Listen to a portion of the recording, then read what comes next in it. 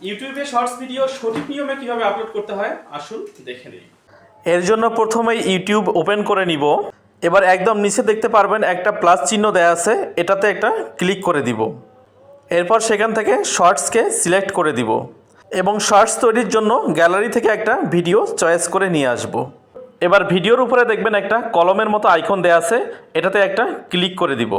এবার এখানে অটোমেটিকলি কতগুলো থাম্বনেইল সেট হয়ে আছে, আপনার পছন্দ মতো এখান থেকে একটা থাম্বনেইল আপনি সেট করে নেবেন।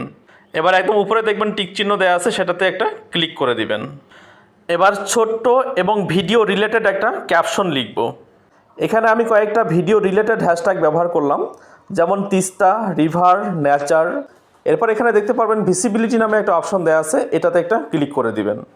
এখান থেকে অবশ্যই আপনাকে আনলিস্টেডে ক্লিক করে রাখতে হবে।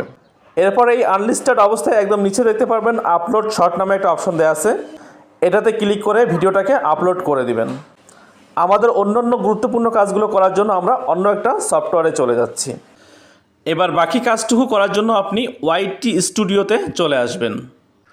আপনি যদি ইউটিউবে নিয়মিত কাজ করেন তাহলে অবশ্যই এই সফটওয়্যারটা আপনার থাকা অত্যন্ত জরুরি। ব্যাস এখানে আসলে দেখতে পারবেন নিচে কন্টেন্ট নামে একটা অপশন দেওয়া আছে, এর উপরে একটা ক্লিক করুন। এবার একদম উপরে দেখতে পারবেন টাইপ নামে একটা অপশন দেওয়া আছে, এর উপরে একটা ক্লিক করে দিচ্ছি। ব্যাস এখানে ভিডিও টাইপগুলো শো করছে, ভিডিওস, শর্টস, লাইভ, প্লেলিস্টস। আমি একটু আগে যেহেতু একটা শর্টস আপলোড করছিলাম, সেক্ষেত্রে আমি শর্টসে ক্লিক করে নিচে অ্যাপ্লাইয়ে একটা ক্লিক করে দিচ্ছি। দেখুন একটু আগে যে শর্টসটা আমি আপলোড করছিলাম সেটা প্রথমে এখানে শো করছে। এবার এখানে এসে ভিডিওটার একদম ডানে দেখতে পারবেন তিনটা ডট দেওয়া আছে, এই তিনটা ডটে একটা ক্লিক করে দিচ্ছি। এবার এখান থেকে এডিট নামে যে অপশনটা দেখাচ্ছে সেটাতে একটা ক্লিক করে দিচ্ছি। এবার ভিডিওতে যে টাইটেলটা দেওয়া আছে তার উপরে আপনি একটা চাপ দিয়ে ধরবেন।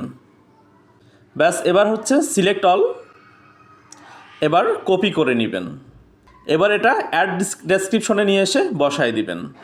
এবার ডেসক্রিপশনে এসে আপনি আরও কয়েকটা হ্যাশট্যাগ ব্যবহার করবেন এবং আরও কয়েকটা কিওয়ার্ড ব্যবহার করবেন।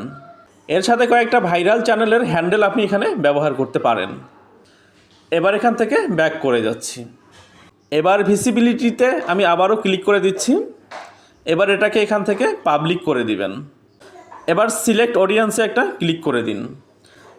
এটা যদি বাচ্চাদের সম্পর্কিত কোনো ভিডিও হয় তাহলে অবশ্যই ইয়েস করে দিবেন, আর যদি বাচ্চাদের সম্পর্কিত না হয় তাহলে নো করে দিবেন। এবার আমি এখান থেকে আবারও ব্যাক করে যাচ্ছি। এরপর দেখাচ্ছে রিলেটেড ভিডিও, এটাতে একটা ক্লিক করে দিবেন। ব্যাস আমি একটা ভিডিওকে রিলেটেড করে দিলাম। এরপরে আসতেছে লোকেশন নামে একটা অপশন। এই লোকেশনটাকে আপনি এশিয়া লিখে দিবেন। এতে করে এশিয়া মহাদেশের সমগ্র জায়গায় আপনার এই ভিডিওটা খুব দ্রুত চলে যাবে। এরপরে আসতেছে অ্যাড টু প্লেলিস্ট, এটাতে একটা ক্লিক করছি। দেখুন আমার এখানে একটা প্লেলিস্ট দেওয়া আছে ফেসবুক ইনফরমেশন। আপনার যদি এরকম কোনো প্লেলিস্ট আগে থেকে তৈরি করা থাকে তাহলে সেটাকে ক্লিক করে দিবেন। আর যদি আপনার ভিডিওটা এরকম সম্পর্কিত না হয় তাহলে অবশ্যই ক্লিক করবেন না। এরপর দেখাচ্ছে অল্টার্ড কন্টেন্ট, এটাতে একটা ক্লিক করে দিন।